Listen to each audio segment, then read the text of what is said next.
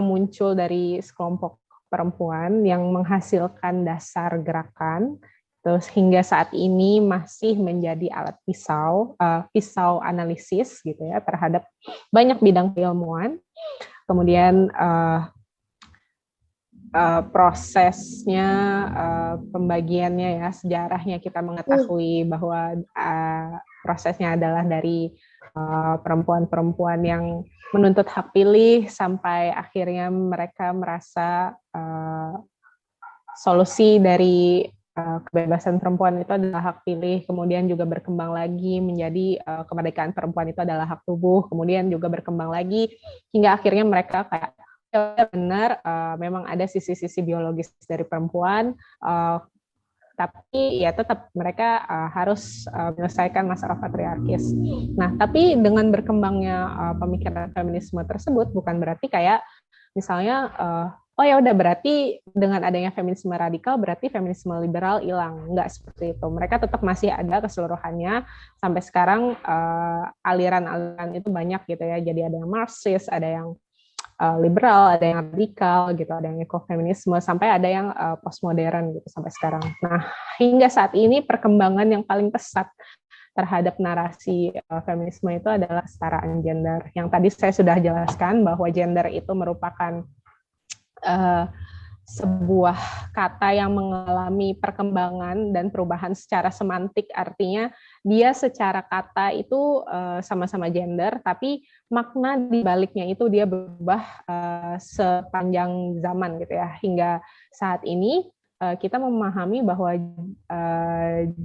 dan meskipun mereka berkembang gitu ya, mereka tetap secara linguistik diakui, secara biologis diakui gitu ya, secara sosiobiologis maknanya pun juga diakui, sampai yang sekarang yang maknanya subjektif gitu ya, ketika seseorang bisa memilih orientasinya, identitas gendernya, kemudian juga ekspresi gendernya, itu juga masih digunakan. Jadi ketika kita mau berdialektika atau mau berdiskusi dengan orang-orang yang memiliki pemikiran terhadap gender, kita harus mengetahui gender yang dimaksud itu gender apa gitu. Apakah yang dia maksud adalah gender secara jenis kelamin biologis, kemudian juga gender yang maksudnya sosiobiologis, kemudian apakah yang dimaksud adalah gender yang secara subjektif dipahami seseorang dapat memilih jenis kelamin biologis atau jenis kelamin sosialnya gitu. Tadi saya juga sudah membatasi bahwa jenis kelamin ketika gender ada, kita masih bisa sepakat ketika gender itu ada di ranah linguistik dan biologis, tapi kita masih bisa diskusi ketika pembicaraan gender itu ada di ranah sosiobiologi, dan kita harus ada distance menolak ketika gender itu diposisikan dalam posisi subjektif seperti itu. Nah, feminisme dalam Islam berikutnya kita akan membahas bagaimana sih metodologi feminisme, kemudian juga bagaimana Islam memandang feminisme, kemudian yang khusus dari panitia meminta saya untuk menjelaskan apakah feminisme di masa Rasulullah ya. Saya bingung, emang ada? Oke, kita lanjut ke materi berikutnya. Terkait metodologi feminisme. Nah, kemarin di bulan Maret gitu ya, Maret sampai Mei gitu, kami dari MBC gitu ya, mengadakan sebuah kelas gitu ya, kelas untuk internal gitu, membahas buku Feminist Thought. Gitu. Jadi Feminist Thought ini adalah sebuah buku yang kerap menjadi rujukan untuk pemula yang mempelajari feminisme gitu ya. Mereka mengklasifikasikan feminisme berdasarkan alirannya. Gitu. Jadi ada banyak buku nih terkait feminisme yang basic-basic. Gitu. Ada yang berdasarkan bidang keilmuannya yang menjadi fokus feminisme gitu ya, yang dibahas oleh Stephen. Nah, ada yang feminist thought. Feminist thought ini dia bahasanya lebih populis gitu ya, lebih mudah dimengerti dibanding buku-buku yang lainnya gitu, sehingga kami pilih untuk dibahas. Nah, yang menarik, buku ini kan sebenarnya dalam bahasa Inggris ya, gitu mulainya. Tapi diterjemahkan oleh Prof. Akwarini Priyatna. Beliau adalah guru besar di Unpad, guru besar Fakultas Gender kalau nggak salah, atau perempuan gitu ya. Saya kurang hafal, mohon maaf. Bisa dicari di internet gitu. Nah, yang menarik adalah di bagian pengantar penerjemah gitu ya. Prof. Akwarini saat itu mungkin beliau masih belum profesor ya. Beliau menjelaskan bahwa pengalaman dia di tahun 2000 gitu sebelum dia master gitu. Jadi ketika dia setelah lulus dari S1-nya gitu ya. Nah, dia mulai aktif gitu karena dia dia adalah seorang aktivis perempuan gitu, feminis gitu ya. Yang cukup aktif gitu, organisatoris juga gitu. Dan sering ikut konferensi-konferensi internasional gitu. Nah, di dalam satu konferensi internasional gitu ya, dia di Korea gitu, dan dia mengalami kayak sebuah pengalaman berhadapan dengan feminis lain gitu ya, dari luar Indonesia gitu. Jadi itu untuk pertama kalinya gitu buat beliau dalam melihat feminis lain gitu. Nah, di Korea itu dia kan dianggapnya sebagai udah feminis banget gitu ya kalau di Indonesia gitu. Nah, tapi kalau di luar gitu ya, dia justru diragukan kefeminisannya karena dia menikah gitu dengan laki-laki gitu. Artinya dia seperti yang saya katakan tadi ya gitu, di masa feminisme radikal itu sekelompok perempuan menyatakan kebebasan dirinya dengan menjadikan dirinya seorang lesbian gitu, karena ketika dia terlibat dalam satu relasi bersama laki-laki, maka mau tidak mau laki-laki tersebut akan memimpin dirinya gitu, sehingga dia akan tidak bebas kayak gitu. Nah, sehingga dia akan ada dalam relasi ketertindasan gitu ya, relasi gender gitu antara laki-laki dan perempuan. Itu sudah pasti. Nah, terus Prof. Akwarini itu dia juga memiliki anak laki-laki gitu ya, anak-anaknya laki-laki. Dan jadi dia dipertanyakan kefeminisannya. Nah, pada saat itu gitu ya, kalau kita gitu ya sebagai orang-orang yang mungkin alhamdulillah kita kental dalam tradisi Muslim gitu ya, kita terbiasa melihat sesuatu itu selain logis, dia haruslah sejalan, dia haruslah tauhidi gitu ya, artinya bersatu gitu dan tidak bertentangan gitu ya. Nah, kita terbiasa dengan pola seperti itu, pandangan seperti itu, dan kalau mungkin gitu ya, ketika kita melihat seperti ini, kita akan kayak mempertanyakan gitu, apakah stand saya itu benar di sini gitu. Jadi kayak misalnya kan sekarang jualannya feminisme itu kebanyakan adalah bagaimana perempuan setara dengan laki-laki, bagaimana perempuan itu bisa berperan di ranah publik, bagaimana perempuan itu bisa mendapatkan pendidikan yang layak gitu, bagaimana perempuan itu dapat berperan dengan baik di luar gitu, ikut politik kayak gitu, bermanfaat buat masyarakat. Kan kalau yang dijual dalam kulit yang seperti itu kita sepakat ya gitu. Saya juga termasuk orang yang sempat terpesona dengan nilai-nilai jualan feminisme di masa dulu gitu ya.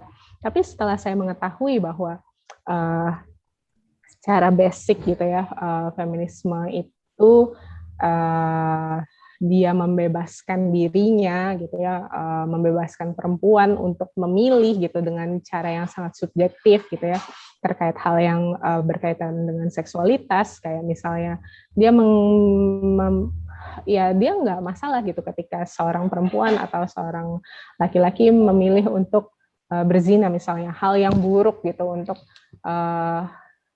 Muslim gitu yang sudah ya hal yang buruk gitu ya buat Muslim. Kemudian juga uh, uh, masalah LGBT gitu kan, itu adalah hal yang sebenarnya ketika seorang Muslim gitu ya dihadapkan dengan hal itu gitu ya, dia sudah harus kayak oh ya berarti ini bertentangan dengan tradisi saya, ini bertentangan dengan apa yang Allah dan Rasulnya perintahkan seperti itu. Apalagi yang berkaitan dengan LGBT ini ditulis gitu ya, difirmankan Allah di dalam Al-Quran gitu, jelas pada kita semua bahwa ada satu kaum yang dulu diazab oleh Allah Subhanahu Wa Taala dengan dibalikkan tanah terhadapnya gitu. Itu sangat jelas gitu. Ketika kita mengimani Al-Quran itu akan sangat jelas gitu bahwa ya kita harus itu tidak benar gitu ya. Nah, tapi sayangnya beliau ini tidak demikian gitu. Beliau melihat sesuatu pertentangan, tapi pikirannya gitu ya, beliau malah mengatakan bahwa feminisme itu dengan bangga gitu ya, mengatakan bahwa feminisme bukanlah suatu tubuh pemikiran yang ajak dan satu gitu. Nah, jadi sebenarnya artinya ketika dia sudah mengakui gitu ya bahwa feminisme itu bukanlah tubuh pemikiran yang ajak gitu, bukan tubuh pemikiran yang satu, berarti kan bukan suatu hal yang dapat dijadikan pegangan gitu ya. Artinya dapat ya dari sini kita juga sudah sangat melihat gitu. Ini sangat subjektif, warnanya dan nuansanya itu sangat postmodernisme gitu karena memang tidak ada yang relatif seperti itu ya, tidak ada kebenaran gitu, semua kebenaran itu relatif gitu ya, tidak ada yang absolut seperti itu. Bahkan kalau dia sebenarnya ya postmodern itu ketika mereka mengatakan bahwa kebenaran relatif itu adalah kebenaran, itu adalah absolut gitu. Jadi itu bukan hal yang relatif juga gitu. Jadi ya mereka terjebak dengan pola pemikiran mereka sendiri gitu ya. Semoga Allah lindungi kita dari kekeliruan, kebingungan gitu ya, confuse dan error seperti ini. Nah, jadi di awal tadi ya kita sudah membahas sedikit sekali mengenai pemikiran Barat gitu ya. Jadi sebenarnya kan saya tadi sudah menyampaikan bahwa feminisme itu dia bukan ideologi yang kayak muncul sendiri gitu. Teng gitu, muncul feminisme gitu. Kemudian juga orang-orang kayak yang wow, feminisme itu apa gitu. Enggak gitu. Jadi sebenarnya dia sudah memiliki basic dari konsep pemikiran Barat itu sendiri. Jadi budaya-budaya pemikiran di Barat yang memang dia mensekulerkan diri gitu ya dari konsep ketuhanan gitu. Jadi dari konsep yang gaib gitu ya. Mereka tidak mempercayai sesuatu yang tidak bisa mereka indrawi gitu ya, yang tidak bisa mereka alami gitu ya, dan yang tidak bisa mereka pikirkan gitu, yang nggak logis terhadap pikiran mereka. Jadi kalau misalnya di sini saya tuliskan konsep ilmu di Barat itu dia hanya berakar dari dua ini gitu, dan dua ini pun juga kayak tidak sejalan gitu ya,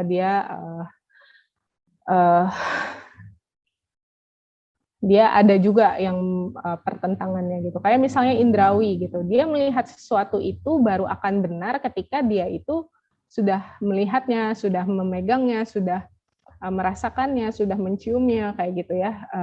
Itu adalah sesuatu yang bisa dia lihat gitu.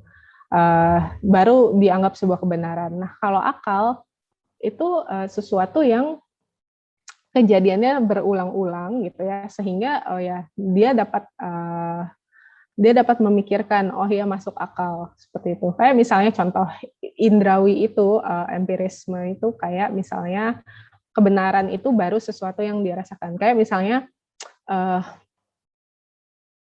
api itu panas gitu, es itu dingin gitu. Itu kan sesuatu yang bisa dia rasakan, yang bisa dia uji gitu ya, yang bisa dia uji pakai indranya dia, indra pengecap ini, indra kulit gitu ya, terasa panasnya, terasa dinginnya gitu. Oh berarti itu adalah sebuah kebenaran, benar itu argumennya kayak gitu. Nah kalau akal itu adalah kebenaran terhadap sesuatu yang berulang-ulang, kayak misalnya matahari gitu ya, matahari terbitnya itu dari timur gitu. Ya udah benar, tenggelamnya di barat. Seperti itu terus-menerus. Terus kemudian juga bulan gitu ya. Bulan mengikuti bumi gitu, berotasi dan berevolusi terhadap bumi gitu ya. Nah, itu adalah hal-hal yang bisa logis gitu di pikiran mereka. Tapi ketika misalnya kenapa ini adalah hal yang tidak kurang lengkap gitu ya dalam kita gitu ya, dalam konsep kita sebagai seorang muslim gitu ya, pandangan kita melihat alam semesta ini gitu ya, itu kurang lengkap karena indrawi itu terbatas gitu ya. Akal kita juga itu terbatas dalam mengetahui sesuatu. Kayak misalnya gini, indra kita, kalau misalnya kita lihat, kita pegang koin gitu ya, atau saya pegang mouse gini aja, saya pegang mouse gitu, terus saya hadapkan ke arah matahari gitu ya, ke arah matahari gitu ya, kan karena mata kita melihat mouse ini lebih dekat gitu ya, kita melihatnya oh ya mouse ini lebih besar daripada matahari gitu. Nah, indra itu kerap mengkelirukan gitu ya, bisa mengkelirukan kita gitu ya, karena keterbatasannya. Makanya ketika kita menggunakan indra gitu dalam menilai sebuah kebenaran, kita kerap kali membutuhkan perangkat tambahan, kayak misalnya dalam melihat sesuatu di luar jangkauan kita, kayak misalnya melihat bulan atau matahari besarnya atau seperti apa, jaraknya berapa, kan kita butuh bantuan dengan kayak teleskop, kita butuh satelit, kita butuh ada orang yang ke sana gitu ya, observe langsung seperti itu, kita butuh hal seperti itu, kita butuh hal-hal seperti itu gitu ya, yang sekarang kita kenal sebagai teknologi gitu ya. Nah, kemudian juga kalau misalnya akal gitu. Nah, di akal ini misalnya kayak tadi, kita mengetahui bahwa matahari itu terbit di timur, tenggelam di barat. Ketika ada wahyu yang mengatakan bahwa one day gitu ya, suatu saat matahari itu akan terbit di barat dan terbenam di timur. Gitu. Terbit dari barat, terbit dari barat. Mereka nggak akan percaya karena itu di luar dari kebiasaan yang ada sekarang gitu, tidak masuk dalam rasio mereka seperti itu. Jadi hal yang tidak masuk akal dalam pikirannya gitu ya, itu adalah sebuah hal yang tidak mungkin benar. Seperti kayak misalnya konsep rezeki gitu. Konsep rezeki mereka kan nggak paham gitu konsep rezeki. Mereka taunya privilege gitu ya. Jadi seseorang udah dari lahir gitu, misalnya dia terlahir miskin gitu, nggak akan ada konsep misalnya rezeki dari Allah yang bakalan ngasih dia mungkin kemudahan dalam berbisnis, kemudahan dalam berniaga, kemudahan, atau misalnya dia mendapatkan uang warisan dari yang tidak terduga, mendapatkan hadiah, itu adalah rezeki Allah gitu ya, yang tidak terduga. Mereka tidak dapat mengkalkulasi itu. Mereka melihatnya kalau seseorang terlahir miskin, maka masa depannya pasti miskin. Padahal kenyataannya kan kita tidak seperti itu. Makanya konsep privilege itu banyak yang kayak dipermasalahkan gitu ya. Mereka mempermasalahkan seolah ketika memang peluangnya kecil, tapi ketika seorang yang terlahir miskin itu, apakah mereka berarti masa depannya pasti miskin juga? Kan enggak gitu. Apakah ketika orang kaya dari lahir masa depannya juga pasti kaya? Kan enggak juga gitu ya. Konsep seperti inilah yang menjadi dasar pemikiran mereka gitu. Mereka tidak memahami kayak misalnya child free gitu, kan banyak yang melihat bahwa oh saya child free karena bayangin aja untuk membiayai seorang anak gitu dari kecil sampai dia kuliah kita butuh 3 miliar gitu, saya sih nggak mampu gitu ya. Mereka sombong gitu, mereka merasa bahwa rezeki itu yang memberikan adalah mereka gitu, mereka yang mengusahakan, padahal ketika mungkin ada seorang influencer yang kuliah gitu ya di luar negeri, kemudian dia mengatakan dirinya sebagai child free. Apakah dulu ibunya akan berpikir bahwa dia tidak mau memiliki anak karena permasalahan ekonomi, karena dia takut bahwa anaknya itu tidak akan bisa belajar gitu? Kan enggak gitu. Ibunya menghadapi dan menjalani hal itu gitu dengan sangat berani gitu ya, dengan terus memperbaiki dirinya sebagai orang tua seperti itu. Dan yakin bahwa rezekinya itu adalah rezeki si anak gitu, ditanggung sama Allah, dan akhirnya meskipun dia tidak bisa membiayai anaknya sukses untuk belajar dan sekolah di luar gitu ya. Jadi ketika seseorang melihat rezeki itu datang dari dia gitu ya, berarti dia menegasikan keberadaan Allah gitu ya. Mereka menegasikan bahwa rezeki itu selain kita yang mengusahakan gitu ya, ada lagi yang datang gitu secara tiba-tiba, sumber rezeki itu banyak seperti itu. Nah, ini adalah masuknya ya. Ini tidak mereka percayai gitu karena mereka batasannya hanya ini gitu. Makanya ini sebenarnya tidak bertentangan dalam Islam gitu ya, karena di Islam itu dia memiliki ini indrawi dan akal itu juga merupakan konsep ilmu gitu ya, merupakan sumber ilmu. Sorry, ini sumber ilmu ya, sorry, konsep ilmu.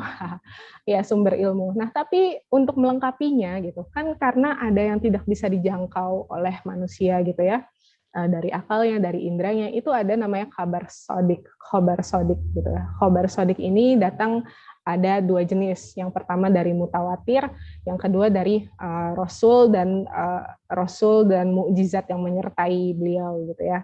Nah, mutawatir ini adalah kayak misalnya kebenaran yang diakui dan dialami oleh banyak orang sehingga mustahil semua orang itu berdusta.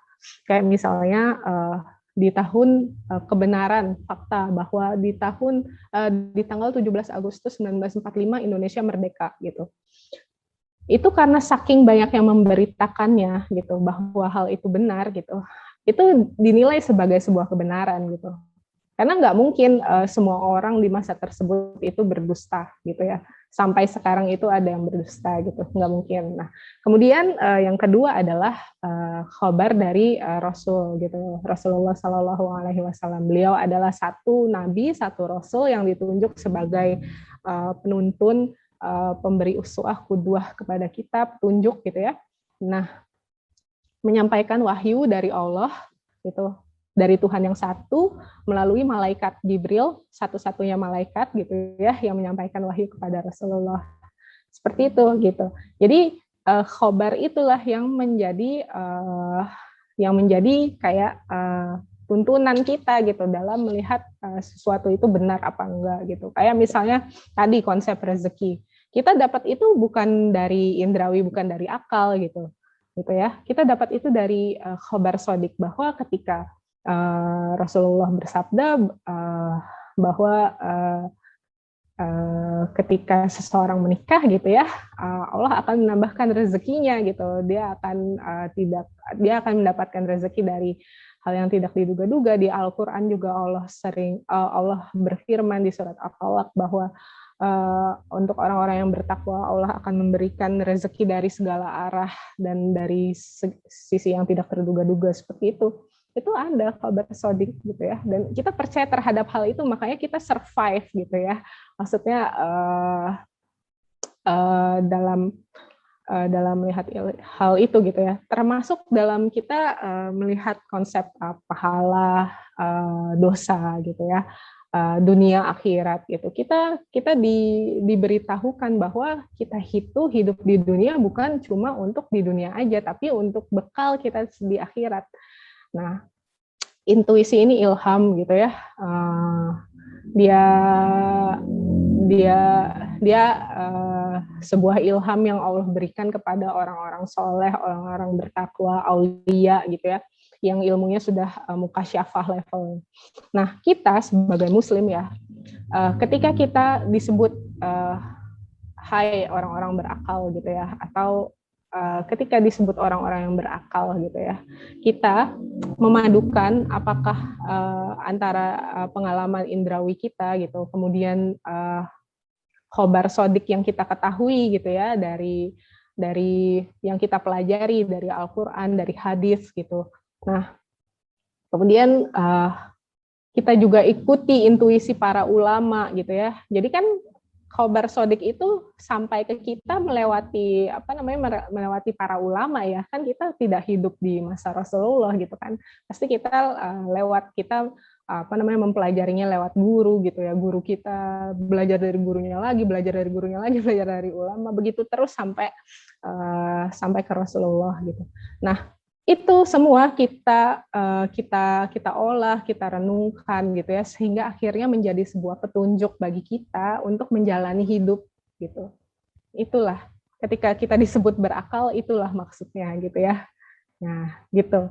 Jadi ketika kita melihat keilmuan kita seorang muslim gitu dalam memandang kehidupan ini gitu ya, dibandingkan dengan mereka yang barat yang hanya memandang kayak fisik gitu ya, apa yang terlihat, apa yang bisa dipikirkan gitu, itu sangat berbeda gitu. Makanya ketika barat melihat oh ya kebahagiaan itu mereka mendefinisikan bahwa kebahagiaan perempuan itu ketika ya perempuan itu ada di ranah publik. Gitu. Ketika mereka sudah mendapatkan ranah publik, mereka masih belum bahagia nih.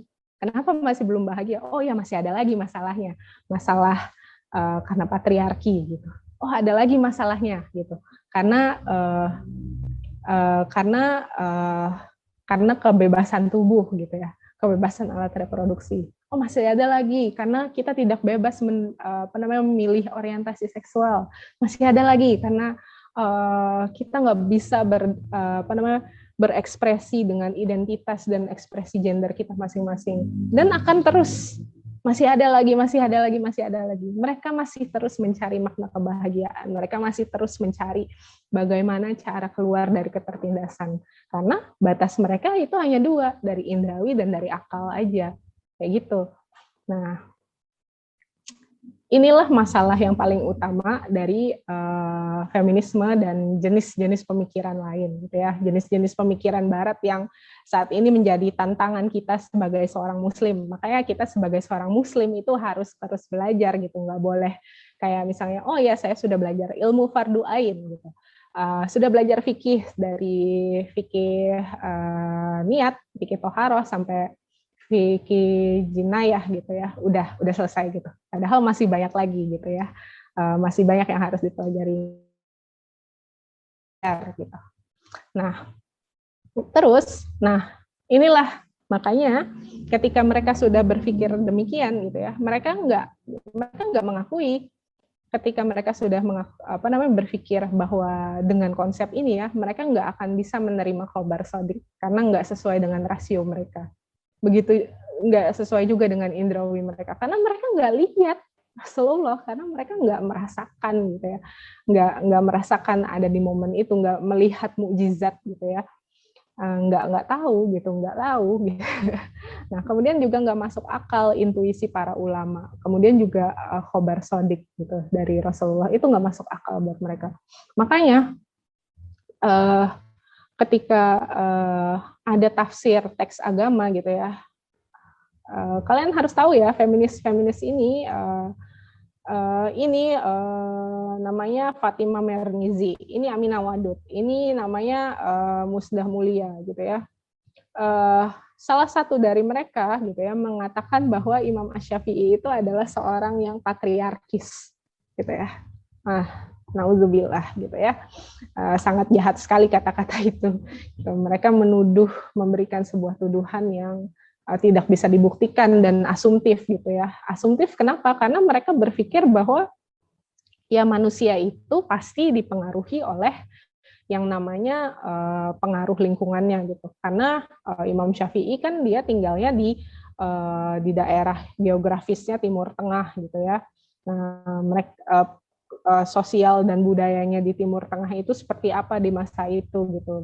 Dia tinggal di daerah yang dulu itu patriarkis gitu. Arab itu kan dituduhkan gitu ya, kemudian dinilai sebagai sangat patriarkal gitu ya, laki-laki mendominasi di sana gitu, sehingga ya pasti ketika seseorang mufassir atau misalnya seseorang yang menafsirkan suatu ayat Al-Quran, pasti dia berpikir dengan perspektif yang laki-laki, yang kental, yang laki-laki, dan melihat perempuan sebagai makhluk nomor 2 gitu, sehingga makanya tafsirannya itu dianggap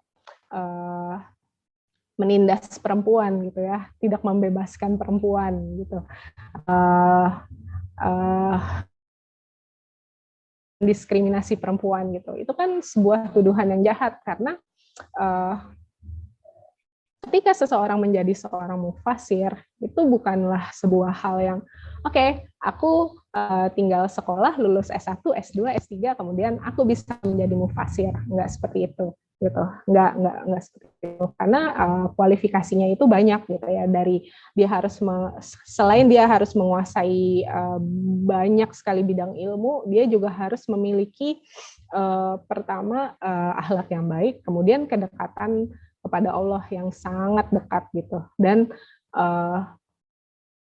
Dan memang ada yang mengkonfirmasi hal tersebut gitu. Dan bukan kita yang mengkonfirmasi itu, kita apa sih gitu, maksudnya ilmu kita nggak seberapa gitu. Kemudian kita kayak baru belajar Islam dari kemarin gitu ya, baru kayak 5 tahun atau ya 3 tahun atau 2 tahun, atau ya baru mulai hijrah di bulan kemarin gitu. Terus kita melihat mendengar mereka gitu ya, bahwa ya Imam Syafi'i itu patriarkis, Abu Barkah itu dia patriarkis seperti itu kan tidak menempatkan seseorang dengan pada tempatnya gitu ya, atau dalam istilahnya biadab gitu ya. Biadab bukan ini ya, biadab itu maksudnya tidak beradab. Nah, jadi itulah mengapa mereka yang diserang oleh feminis muslim itu adalah tafsir teks agama gitu. Karena yang berkaitan dengan hukum-hukum Islam gitu ya, banyak sekali hukum Islam yang berkaitan antara dengan perempuan gitu ya.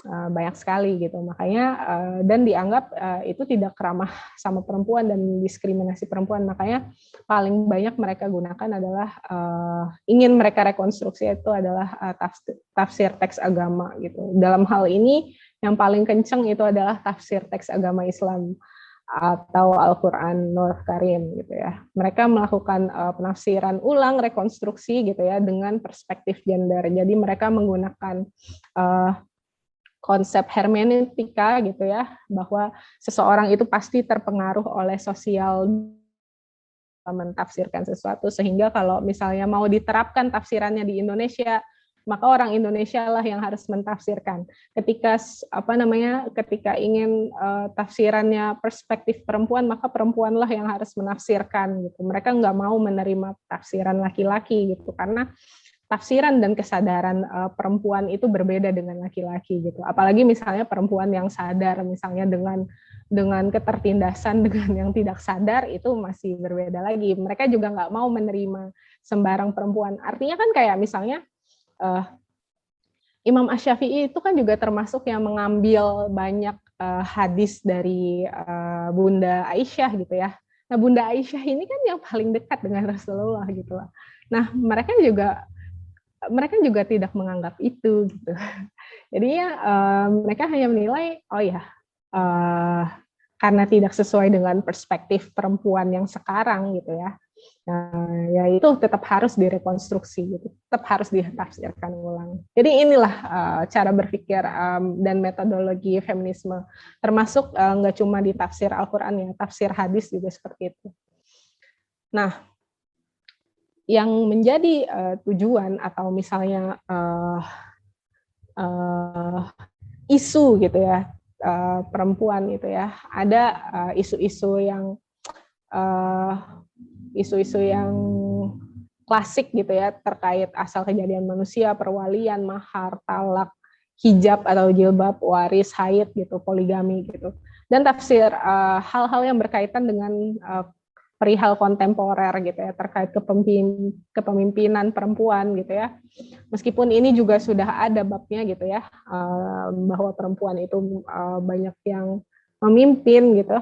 Kemudian gimana peran domestik dan publik gitu. Kemudian juga orientasi seksual ini masuk sebagai sebagai masalah kontemporer. Kemudian juga hak perempuan terhadap tubuhnya. Kemudian juga masalah kejahatan seksual gitu ya. Child free itu masuk di hak perempuan terhadap tubuh gitu ya. Jadi ketika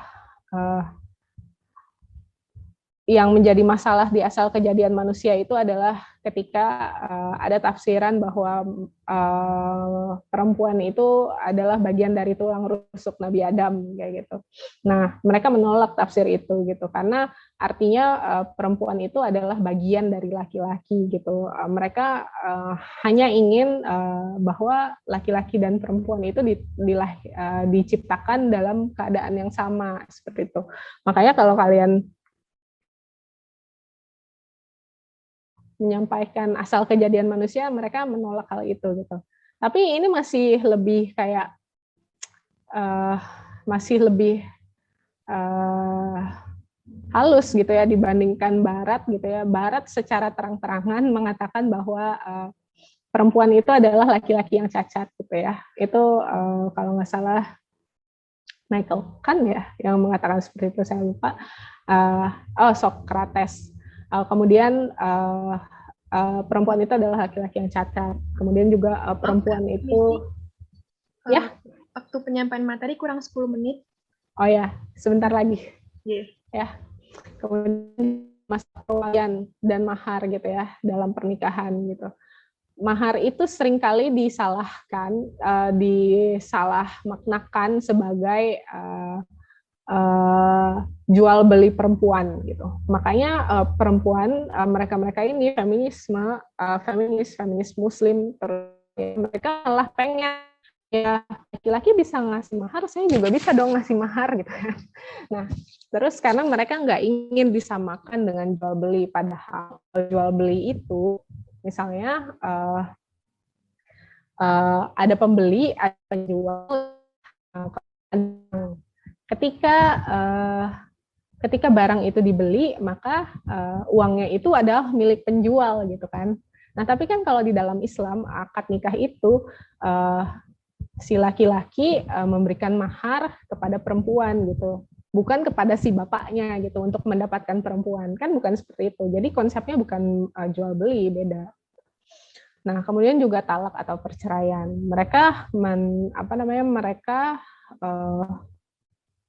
Mereka menginginkan bahwa talak itu juga bisa dilakukan oleh perempuan gitu, bukan cuma laki-laki aja yang bisa talak gitu.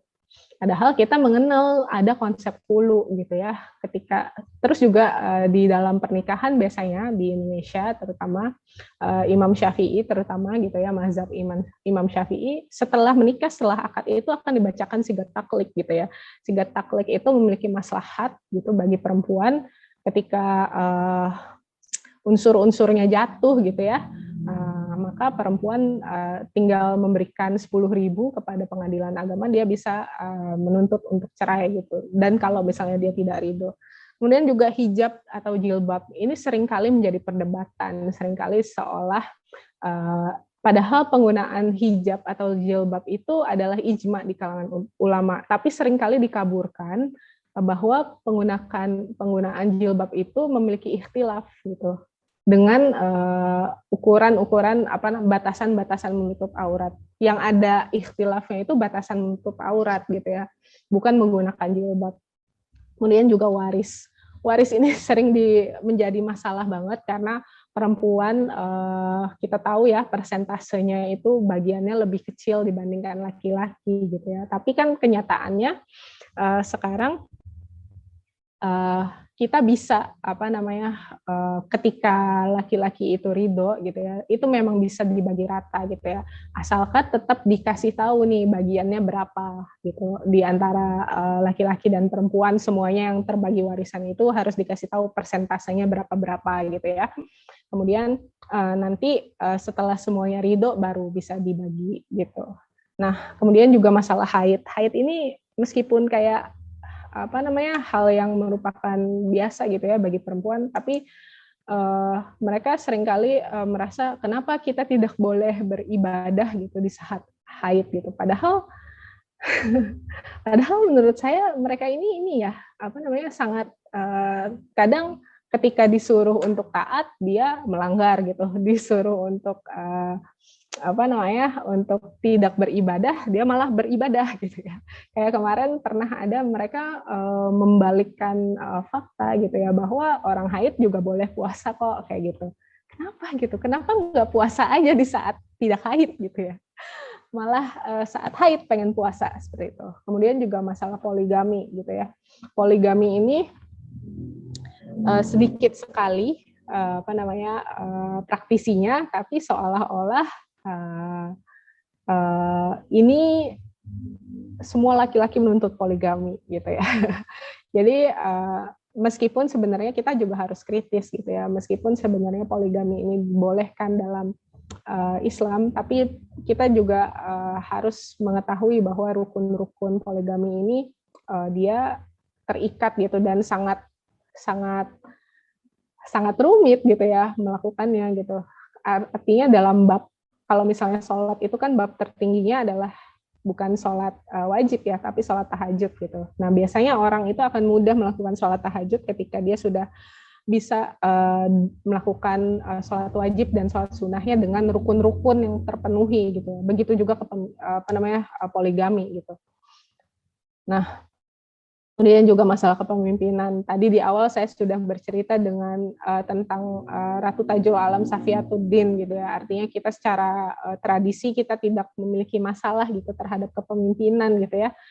Di masanya Bunda Aisyah, bunda kita semua, Amirul Mukminin gitu ya, tidak Ummahatul Mukminin, Bunda Aisyah itu tidak, beliau menjadi guru bagi banyak ulama gitu loh, beliau menjadi guru bagi banyak sahabat gitu ya, jadi tidak pernah ada masalah seperti itu gitu. Bahkan banyak sahabat Rasulullah yang perempuan, sahabiyah gitu ya, mereka tetap belajar gitu ya di masa tersebut, belajar di majelisnya Rasulullah gitu, belajar di masjidnya Rasulullah gitu. Kemudian juga peran domestik dan peran publik. Masalah ini seringkali dipertengkarkan gitu ya, seringkali ditubrukin gitu antara peran domestik dan peran publik. Padahal keduanya itu harus kita kejar gitu ya, karena kita ini terikat perannya gitu ya. Setiap manusia itu adalah pemimpin gitu ya bagi manusia yang lain gitu. Jadi ketika kita ranah circle kita adalah di rumah gitu ya, maka peran kita sebagai ibu kita menjadi pemimpin bagi anak-anak kita ketika suami kita pergi gitu ya, sedang bekerja, atau kita menjadi seorang guru, atau kita menjadi seorang guru, kita adalah pemimpin bagi murid-murid kita gitu. Ini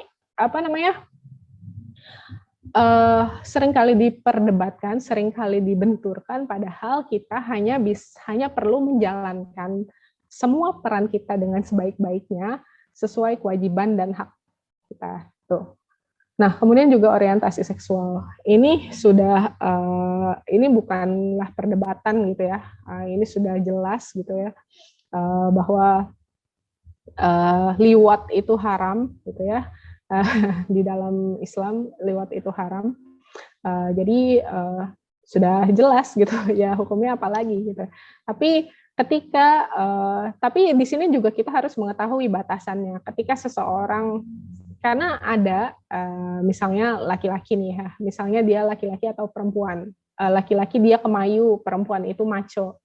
Ini ada di dalam masyarakat gitu, dan mereka tidak dia ada dan dia orientasinya tidak menyimpang, tapi dia memang itu sifatnya. Itu ada di masyarakat dan kita tidak boleh memperlakukannya seperti sama dengan orang yang memiliki orientasi seksual yang berbeda gitu. Kita berdosa kalau kita menuduh dia seperti itu dan kita memperlakukannya seperti itu, kita merendahkannya seperti itu. Dan juga ada mereka yang memang Allah uji dengan hal tersebut, dengan orientasi yang berbeda tersebut gitu ya. Tapi dengan Allah uji itu, tapi mereka masih ingin berubah gitu. Dan kita harus bisa menempatkan diri gitu ya. Kalau kita memiliki ilmunya gitu ya, jangan sampai kita terbawa juga gitu ya. Permisi, waktunya kurang 2 menit. Oke. Nah, kemudian juga masalah hak perempuan terhadap tubuh, masalah child free ini. Nanti saya jawab di Q&A. Kemudian juga hak perempuan terhadap tubuh kayak seluruh tubuhnya perempuan gitu ya. Ketika perempuan memiliki kebebasan terhadap tubuh, jadi dia mau gendut, mau pakai baju pendek-pendek, semuanya itu merupakan sebuah kebebasan perempuan, dan ini nggak bisa gitu di dalam Islam gitu ya. Nah, ini yang mereka coba untuk romantisasi gitu ya. Jadi ketika ada perempuan yang melepas jilbabnya langsung dipublikasi di media gitu, didukung gitu segala macam. Ya nggak apa-apa gitu ya. Maksudnya tapi asal jangan jadi movement gitu, karena seringkali yang menjadi basis seseorang itu melepas jilbab bukanlah sebuah kebahagiaan. Pasti dia depresi, pasti dia tidak bahagia gitu. Nah, kita harus memilah-milah bagaimana respon yang tepat gitu ya, karena kondisinya tentu saja berbeda-beda gitu ya. Nah, kemudian juga kejahatan seksual. Nah, kejahatan seksual ini kalau dia memang sebuah kejahatan, Islam itu sudah jelas gitu ya, bagaimana memosisikannya. Tapi kadangkala kita sering dihadapkan kayak misalnya kasus kekerasan seksual gitu ya. Itu kan ada hal yang nggak cuma kebenaran gitu ya, tapi dia campurkan dengan kebatilan gitu ya. Makna dari kekerasan itu apa gitu, mereka selipkan hal-hal ambigu di sana. Nah, ini masalah desakralisasi agama yang dilakukan oleh feminisme dengan melakukan penafsiran ulang hadis, ayat Al-Quran dan hadis. Kemudian juga masalah Rasulullah itu feminis gitu ya. Ini komentar saya adalah kenapa mereka tidak membawa tokoh-tokoh mereka gitu ya. Kenapa mereka nggak membawa tokoh-tokoh mereka yang mereka jadikan basis pemikiran gitu ya. Apakah karena mereka sebenarnya mereka adalah sebuah gerakan yang tidak memiliki tokoh yang bisa untuk menjadi kudwah dan uswah gitu ya, menjadi teladan mereka sampai mereka membawa-bawa Rasulullah sebagai feminis gitu ya. Bagaimana Rasulullah membela perempuan di masa tersebut itu bukanlah berdasarkan pada melihat ketertindasan perempuan itu karena perempuan menjadi perempuan, bukan. Tapi Allah itu membebaskan perempuan di masa tersebut, di masa jahiliyah itu karena memang Islam gitu. Karena yang dibawa adalah nilai-nilai dan value-value Islam terhadap seluruh manusia gitu. Bagaimana Rasulullah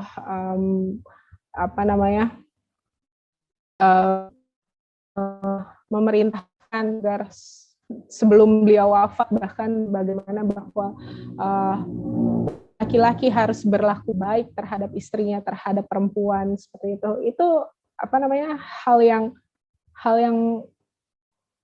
yang erat dan lekat dalam nilai-nilai Islam gitu. Selain itu ya, kalau mereka mengatakan Rasulullah itu feminis, mereka juga nggak bakalan meniru Rasulullah kok gitu. Apakah mereka berhijab dengan baik? Apakah mereka berusaha menjadi perempuan yang baik? Apakah mereka berusaha menjadi perempuan yang mengikuti sunnah-sunnah Rasulullah SAW, taat kepada Allah gitu? Enggak kok gitu ya. Mereka tetap menjadikan Rasulullah itu sebagai alat gitu ya, naudzubillah, sebagai legitimasi mereka, gerakan mereka gitu ya, bahwa ya kalau misalnya seseorang membebaskan dan memperjuangkan perempuan, artinya mereka feminis, kan nggak seperti itu ya. Itu sangat dangkal sekali secara epistemologi. Ya, itu saja dari saya.